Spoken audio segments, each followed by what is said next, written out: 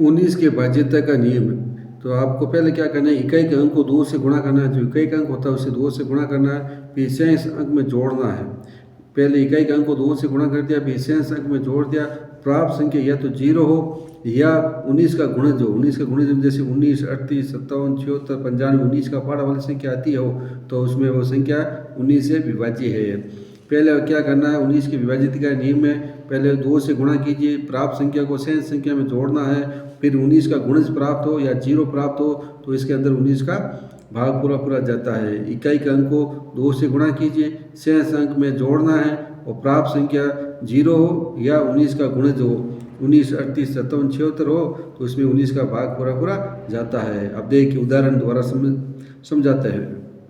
अब हमारे पास 133 है। अब इसकी जांच करनी कि इसमें भाग पूरा पूरा जाता है या नहीं जाता 19 का। तो सबसे पहले इकाई का अंक क्या है, 3 है। तो 3 को हम क्या करते हैं, 2 से गुणा करते हैं। तो 3 को हमने 2 से गुणा किया तो आगे हमारे पास 6। अब शेष अंक क्या बचा, 13।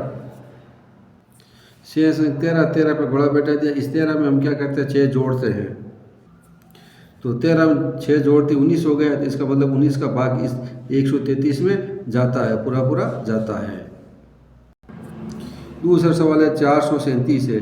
इसके अंदर इकाई का अंक क्या है, 7 है। 7 को हम क्या करते हैं, 2 से गुणा करते हैं। अब हमने 7 को 2 से गुणा किया तो हो गया 14। पीछे शेष अंक क्या बचा है, 43। अब 43 को क्या करते हैं, इस 14 के अंदर हम जोड़ते हैं।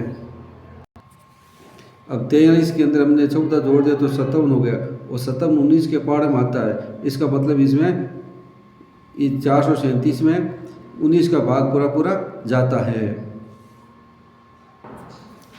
अब ये 1520 है। इसकी जांच करनी है कि इसमें 19 का भाग पूरा पूरा जा रहा है कि नहीं जा रहा। तो इकाई का अंक क्या हमारे पास 0 है। तो 0 को पहले हम 2 से गुणा करते हैं।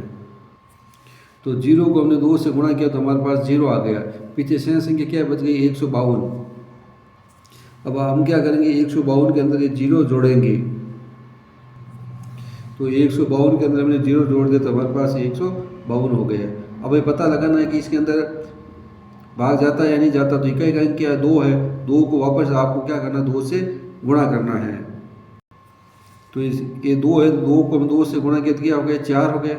पीछे क्या बच गया, 15। 15 के अंदर 4 जोड़ना है आपको।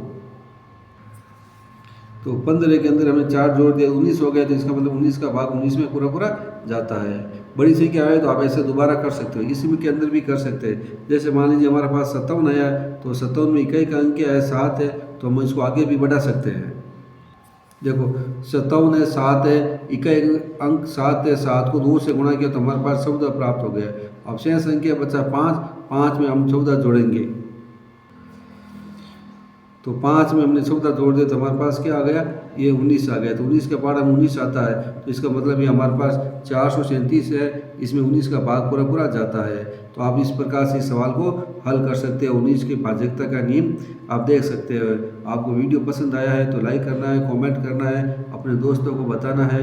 और कोई समस्या है मैथ के अंदर, चाहे अब आप पटवारी की तैयारी कर रहे हो, ग्राम सेवक की तैयारी कर रहे हो या रीट की तैयारी कर रहे हो, अन्य कोई परीक्षा संबंधी आप तैयारी कर रहे हो और कोई समस्या तो आप मेरे को ज़रूर बताना।